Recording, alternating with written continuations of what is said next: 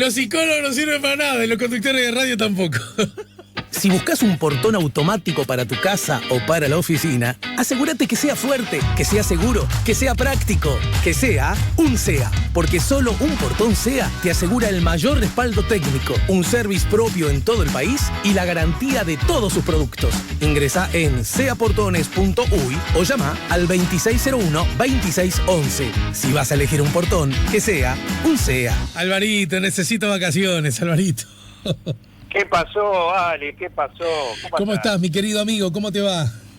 Bien, bien, bien. Extrañando los encuentros, pero bueno, ya volveremos. Extrañando las picaditas. Y los bizcochos. Che, contame, ¿cómo están la pocha, el noticiero y la percepción del peligro años 60? Claro. Bueno, yo ponía como ejemplo, lo publicaba en las redes, que Pocha mira el noticiero comiendo bizcochos, y allá en los años 60, mira en el noticiero una noticia: último momento, experimento nuclear en el Pacífico, estamos al borde de una guerra nuclear, ampliaremos. Y Pocha dice, nos vamos a morir todos en una explosión atómica. Uh-huh.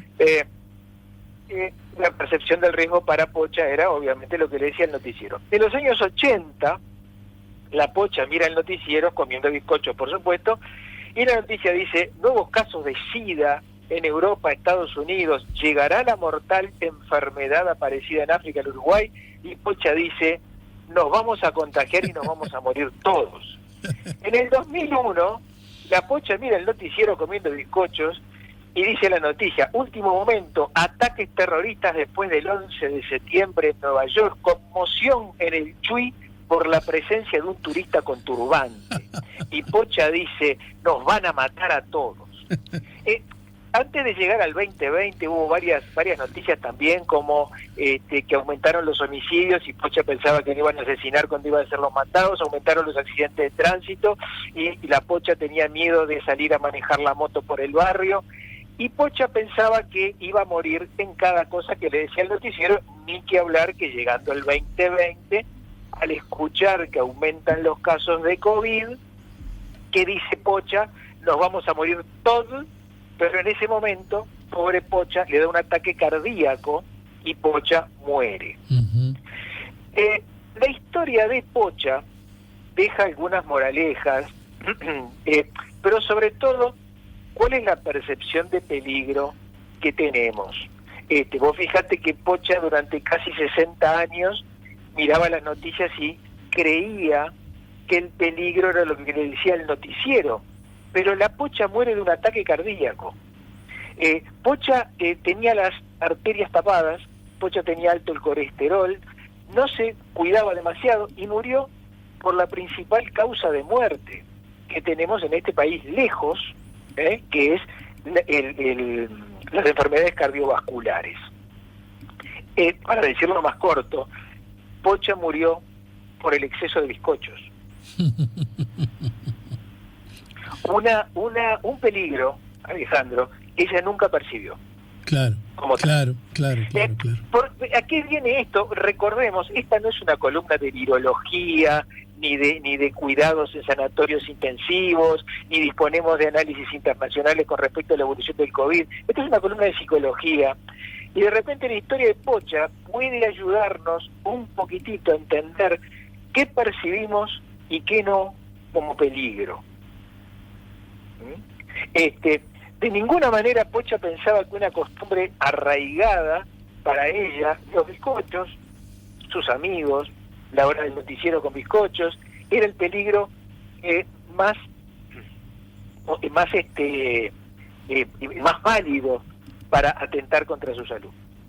Pero eran los bizcochos, Claro. no las cosas que miraban en el noticiero. Esto de repente explica algunas conductas que estamos viendo. Por ejemplo, Y la falta de percepción del peligro cuando algunos médicos, infectólogos, yo qué sé, están todo el día con determinada información, con gráficas, con el virus, con el COVID, dicen: ¿cómo no hay percepción de peligro en la gente? No, no la hay. No, en muchísima gente no. En un primer momento sí, pero porque mirábamos informativos internacionales, veíamos cosas que pasaban en Italia, en España, etcétera. Pero habiendo pasado eso, Uh-huh. No se puede estar con una percepción de peligro inminente durante casi un año. Claro, claro. Pero ¿sabés una cosa? A propósito de lo que decís, y justo con los ejemplos que citaste, el ejemplo más brutal en ese sentido, si querés, el ejemplo más cruel en esa dirección, es el que nos ofrece la propia Europa. Porque de verdad que en Europa iban cayendo como soldaditos de plomo, ¿no es cierto? Pasó una ola terrible en la que incluso había que decidir a quién atendían en el respirador, a quién le ponían un ventilador, a quién entraba al CTI y quién no. ¿Estamos de acuerdo? Uh-huh. Y sin embargo, hubo una mejora y ahora hay una segunda ola. Y entonces podría decir, ¿pero qué pasa con esta gente que no percibe el peligro? Esta gente sí que la vivió y se quemó y todavía las llagas están vivas, ¿no? Y ahí quizás aplique lo que vos decís. No puede estar todo el mundo, todo el tiempo con el mismo estrés del peligro inminente. Por supuesto, Alejandro, por supuesto. Además también hay que ver las franjas etarias. Una cosa es que vos le digas a los jóvenes que perciban esto como un peligro cuando la mortandad y la gravedad de la enfermedad es prácticamente nula en ellos. Y otra cosa es que digas, bueno, la población más añosa, esto es visto como un peligro, sí, relativamente. Pero mandar un mensaje terrorífico para toda la población, yo creo que es un exceso y no funciona, te digo sinceramente. Cuando yo veo que mucha gente se desgarra la vestidura, ¿cómo la gente no tiene miedo? Perdón. Yo quiero que la gente tenga precaución. Yo quiero que se tomen medidas sanitarias adecuadas. Yo quiero que algunos actores que deciden políticas las decidan. Pero no puedo de ninguna manera apuntar a darle miedo a todo el mundo todo el tiempo. Y yo escucho comunicadores prácticamente todos los días, Alejandro, diciendo, ¿cómo la gente no tiene miedo? ¿Cómo la gente...? Claro. No hay que apuntar a dar miedo, estamos totalmente equivocados. Yo incluso, hasta hay una especie de finalidad punitiva, tengan miedo, se van a morir todos, vamos a asustarlos. No es el camino. Perdónenme, yo trabajo en salud mental, no soy un virólogo, un infectólogo, pero esto no solo no funciona, sino que tiene efectos colaterales. Nos estamos perdiendo de ver todo el panorama. Todas las enfermedades colaterales que tienen de arrastre el discurso del miedo, todas las enfermedades cardiovasculares, principal, por ejemplo, causa de muerte en Uruguay, los cánceres, todo lo que necesita de tratamiento permanente, de chequeos permanentes, que son las enfermedades crónicas en pacientes añosos que durante todo este año no han concurrido a chequearse, a hacerse los estudios, los análisis, justamente por el discurso del miedo, ni que hablar de las enfermedades mentales, estrés, angustia, depresión, intentos de autoeliminación, violencia familiar. Vamos a mirar toda la película, por favor, y vamos a cortarla con el discurso del miedo, porque todas estas otras enfermedades quedan ocultas, sepultadas por la ola gigantesca del discurso del miedo, que a algunos les parece que está bien. Uh-huh. Y ese, a ver, porque de alguna manera yo he advertido que colocarse en una posición donde el miedo no debe ser el motor para que accione nuestra conducta, cuando uno de alguna manera apela a esa lógica, enseguida corre el riesgo de ser adjetivado como conspirador de la salud pública. O bueno, incluso conspirador de gobierno, ¿no? Bueno, ese que te dice conspirador te está tratando de dar miedo.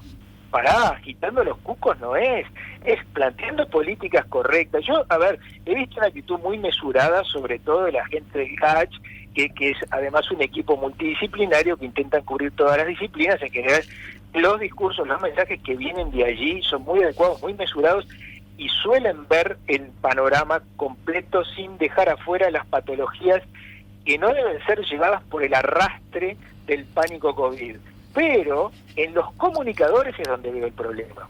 Los comunicadores están en algunos medios, es manija, todo. Bueno, han hecho lo mismo con los accidentes de tránsito, y yo me acuerdo, para los más veteranos, lo que decían cuando la época de la epidemia del SIDA. Hay un caso de SIDA en Bella Unión y uno escuchaba el noticiero y parecía que iban a cerrar la frontera con Bella Unión porque hay un caso de SIDA o 2 casos de SIDA. Claro. O sea, es lo mismo. El discurso de espantar, de aterrorizar, de atemorizar, que a algunos medios seguramente les sirve, tienen un público que consume eso, y algunas lugares que amplifican ese discurso. Yo como experto en salud mental, como psicólogo de hace muchos años, no me puedo afiliar a ese discurso para tomar ninguna medida de nada, y me gusta la actitud mesurada, y en todo caso de grupos multidisciplinarios, que no solamente Alejandro ven el árbol, sino el bosque, ¿no? Que una sola enfermedad no tape todas las demás. Bueno, en todo caso, para ir sintetizando, está bien que hagas hincapié en este asunto, pero la de creer que las cosas que realmente movilizan al ser humano en forma individual o colectiva deben estar vinculadas al miedo, eso es algo que ves, me imagino, en tu práctica psicológica constantemente, permanentemente, ¿no? Por supuesto que sí. ¿Y por qué nos resulta tan seductor apelar a eso? Y te lo digo porque yo como padre que por definición siempre está aprendiendo y siempre se pregunta si lo que está haciendo lo hace bien o lo hace mal, o lo hace lo suficientemente bien o lo suficientemente mal, etcétera. Cada tanto yo me veo tentado en ejercer poder discursivo cabalgando en el potrillo del miedo. Porque es la herramienta para la manipulación de las personas más fenomenal, Alejandro. Si yo le digo al niño que no se queda quieto, cuidado que viene el hombre de la bolsa y te lleva, por ahí tengo más éxito que si le digo que se quede quieto porque yo quiero ver el partido. El miedo nos ayuda a manipular a las personas, pero el exceso de miedo nos inmoviliza a todos, y en muchos casos tiene el efecto contrario, porque no estamos lidiando con niños pequeños que son inocentes y les metemos miedo y los manipulamos. Eso también muestra el grado de madurez que tiene nuestra población. No me venga con un discurso de miedo. Si querés tomar medidas políticas, medidas de salud, tomalas, pero no apuntes a asustar a la gente, y me parece hasta una buena señal que la gente no se asuste. Deberíamos estar más asustados. No, mi viejo, no deberíamos estar más asustados, debemos ser responsables y comportarnos como adultos, tomando las decisiones de adultos que tenemos que tomar, pero sin asustar a nadie. Claro, sin asustar a nadie. Bien, entonces... Dejate de embromar con el discurso del miedo. Deberíamos tener más miedo. Yo lo estoy escuchando todos los días. Hay más de un conductor de noticiero, sí, y los muertos, y se murieron esto. ¿Por qué no me pone la cifra de lo que se recuperaron, de que viene una vacuna? ¿Puedes hacer un informe un poco más equilibrado de luces y sombras de lo que estamos viendo? No, meta miedo. A ver, no me sorprende porque han hecho lo mismo con los accidentes de tránsito o con los crímenes de los pastabaceros, porque en una época la gente estaba aterrorizada del pastabacero, y ahora no hay ningún dato de que haya menos pastabaceros que hace, ponele, 8, 9, 10 años, y sin embargo no se escucha hablar de los pastabaceros. Parece que no son más el cupo ahora los pastabaceros. De todos modos, objetivamente, los números con relación a la emergencia sanitaria, a la pandemia, ahora son peores y hasta preocupantes, ¿verdad? Alejandro querido, yo para hablar de los números del COVID tenés 250 especialistas que están en todas partes, no es lo que yo hago. No, me refiero... No, está bien. Sí. No, está bien, Alvarito, está bien la precisión que hagas, es justa y es necesaria, de verdad. Lo decía, porque en todo caso, esta mirada crítica que ejercés sobre que, digamos, la herramienta, el lazo, el látigo con el que nos quieren tirar muchas veces es montados en la premisa del miedo. Te decía, hay hay datos objetivos que de alguna manera podrían justificar esa tentación de ejercer la política del miedo, ¿se entiende? Sí, pero yo estoy tratando de justificar la postura opuesta. Estoy tratando de explicar por qué no quiero miedo, por qué quiero en todo caso medidas que como adultos entendamos y podamos compartir todos, y que creo que la comunicación de lo que tenemos que hacer o dejar de hacer no debe estar basada en el miedo o en la manipulación a través del miedo, sino en la adultez, en la madurez, en la solidaridad. Creo que nuestra sociedad está lo suficientemente adulta, y nosotros muchas veces nos vanagloriamos de eso, un sistema político integrado, que tiene buen diálogo, que no hemos politizado esto, tenemos un montón de fortalezas, un sistema médico que funciona, con una cobertura universal, respetado, con autoridades respetables, un montón de fortalezas, Alejandro, a las cuales podemos apelar en una situación como esta, y no al miedo, que es lo que usamos con los chiquilines chicos cuando hablamos del cuco. Bien. Bueno, perfecto. Te dejo un abrazo bien grande. Viste que ahora el GACH se sumó la mirada de Filgueira, doctor en sociología. Sí, Quizás estaba faltando un poco esa pata, ¿no? Excelente noticia, excelente. Cuanto más multidisciplinario sea el grupo, mejor. Siempre ha sido un grupo equilibrado y siempre sus mensajes han sido muy equilibrados. No, desde lo cual ya. yo celebro, y viendo los mensajes de otras autoridades de la salud, Alejandro, de otros países, lo que tenemos acá es un lujo. Un lujo, sí, Y vaya sí. un saludo caluroso para ellos y vamos arriba. Pero estoy más bien hablando para determinados comunicadores que creen que hay que asustar a la gente, que eso no me parece el camino. Bien. Mira, te cito una frase de Filgueira, de Radi, que hoy publica en una entrevista a La Diaria. El sistema sanitario, el sistema científico y la población contribuyeron mucho a que esta situación estuviera bajo relativo control durante mucho tiempo. De acuerdo. Luego de acuerdo. empezó a aparecer algo que está científicamente medido, que es la fatiga de la pandemia. Es que es así. Es así. Porque lo curioso en esa tentadora atalaya que muchos en el poder o muchos frente a un micrófono, que ingenuamente creen que forman parte del poder, les gusta dictar cátedra, ¿no es cierto? Parece que ahora es como que, yo se lo decía recién a Juan Cristina, el doctor y ex decano de la Facultad de Ciencias, parece como que a Uruguay entonces nos cambiaron a la población de un día para el otro, ¿no? Claro. Entonces todos los sensatos, responsables, valerosos ciudadanos, clan, clan, clun, clan, clan, clun, clan, clan, clun, clan, clun, ahora pasaron a ser una manga de no sé qué, irresponsables, plac, clan, clan, clan, clan, clan, clan. Pero pará, si somos los mismos. De ninguna manera. Somos los mismos, exactamente. Sí, la misma población, el mismo sistema político, los mismos operadores de la salud, todo lo mismo, que eran una fortaleza hasta hace 2 meses, ahora resulta que estamos todos equivocados. No. Pero te voy a decir una cosa más linda todavía, y que es para muchos más fea, pero para mí es más linda. ¿Y sabes que somos todos ¿sabes que somos todos los mismos? La humanidad, claro. Loco, la humanidad. Sí. Claro que sí. Los alemanes no están dando en la tecla. Sí. Los alemanes no se supone que son organizados, responsables, meticulosos, clan, clun, clan, clun, clan, clun, clan, clun. Y aún así hacen prácticas que hacen que no puedan parar el virus a pesar de que ya van en la segunda ola. Sí. Alemanes, ¿no? Sí. Bien, Sí. te mando un abrazo, mi querido.